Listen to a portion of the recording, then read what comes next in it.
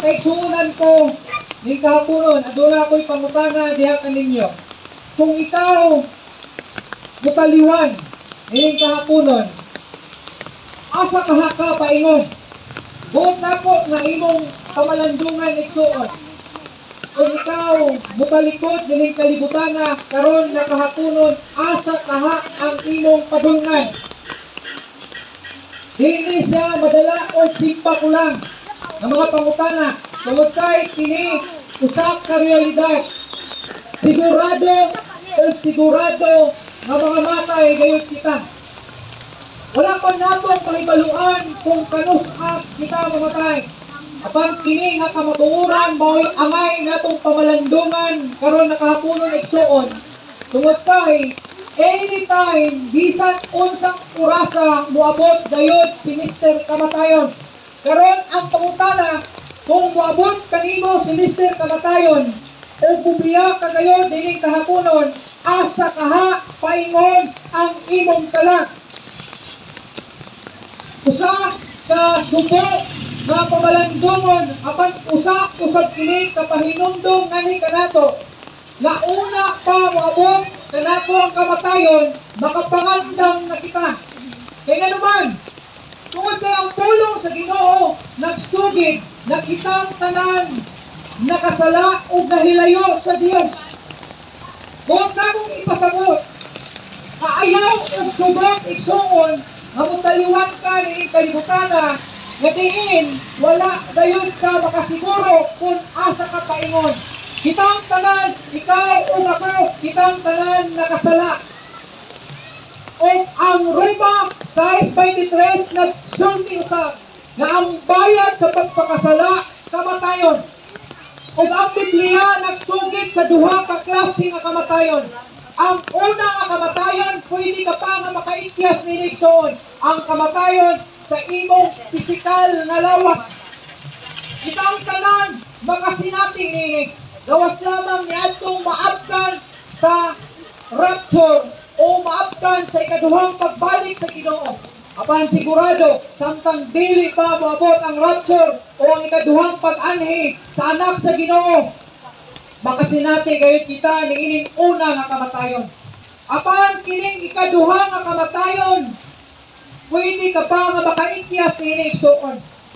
Ang ikaduha nga kamatayon, mao ang pagkapukan o pagkalaglag sa imong kalag diha sa kalayo nga walay pagkapalong. Pero igsuon, pwede ka makaikyas ni sama sa ulingon. Makahatlok man siya. Pero samtang buhi pa ka, pwede nimo kining pamalandungan o pwede ikaw nga mo decide sa imong kagalingon nga dili ka mo paingon ni anang dapita nga mao pagkapukan sa imong kalag diha sa kalayo nga pagkapalong, nga walay pagkapalong. Sama sa mong gingon, kitang tanan makasasala, na supposed to be, kita tanan makasinati niini nga kalaglagan sa atong kalag. Apan adunay good news igsuon.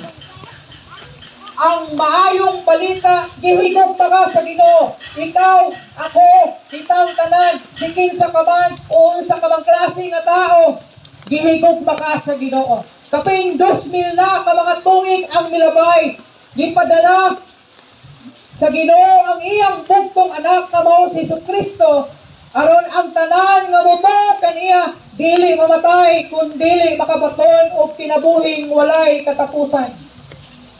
Igsuon, gihigog pa ka sa Ginoo. O buot sa Ginoo nga iya ikaw nga madala diha sa dapit nga gitawag og langit o paraiso. Apan ang desisyon naa sa imuha igsuon. Walay lain makaluwas ka nato, si Jesucristo lang yun. Mao ni ang iyang gipadala diri sa kalibutan, ingon nga maoy atong ultimate sacrifice. Adiin mo sakripisyo sa atong makasasala. Na supposed to be kita dapat ang mamatay, dili lang sa pisikal, apan sa espirituhanon. Apan si Jesus Christ, giula ang iyang dugo diha sa ibabaw sa cross, aron kita mahugasan sa atong mga sala. Igsuon, simple lang ang imong buhaton.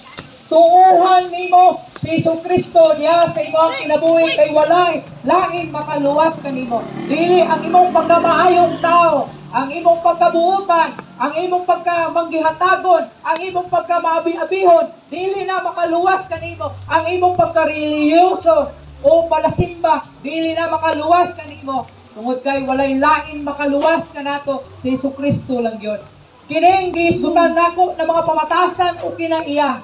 Maangko nato ni, mapakita nato ni kung tinuod nga naa si Jesucristo diri sa ato ang kinabuhi.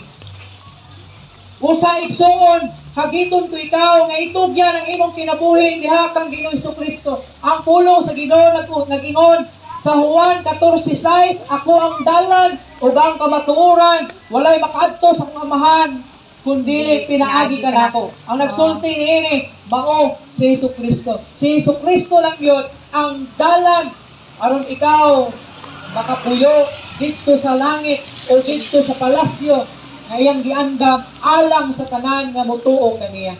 Ang pulong sa Ginoo nag-ingon sa Juan 1:12, sa tanan nga mudawat motuo sila gihatagan og katungod nga mahimong mga anak sa Dios. Tumaw na simple lang ang imong buhaton, imong tuuhan ug imong tagaan og luna, imong ablihan ang imong kasing-kasing o pasudlon si Jesucristo diha sa imong kinabuhi.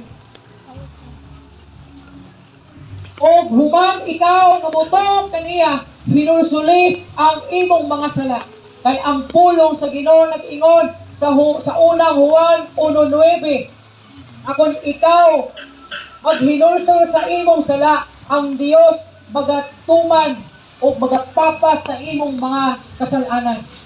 Usa igsuon, bisag unsa pa kadako ang atong kalapasan nga nahimo, ato kining pangayuan lang og pasaylo sa Ginoo, atong hinulsulan ug atong tuuhan siya ug atong itugyan ang atong kinabuhi diha sa Ginoo. Niining panahon karon na wala nay kasiguruhan. Umutan-aw ta sa mga balita, lain-lain na mga dautan na mga balita. O wala na gyud kasiguruhan ang atong kinabuhi. O nang ang hagit nako igsuon, itugyan ang imong kinabuhi diha sa Ginoo. Kay diha kaniya adunay kasiguruhan. Igsuon, kung gibati nimo nga gituktok ka sa Ginoo diha sa imong kasing-kasing, igsuon ablihi o pasudla si Jesucristo diha sa imong kasing-kasing o sa imong kinabuhi. Pinaagi sa pagtuo o pagdawat nga na kaniya.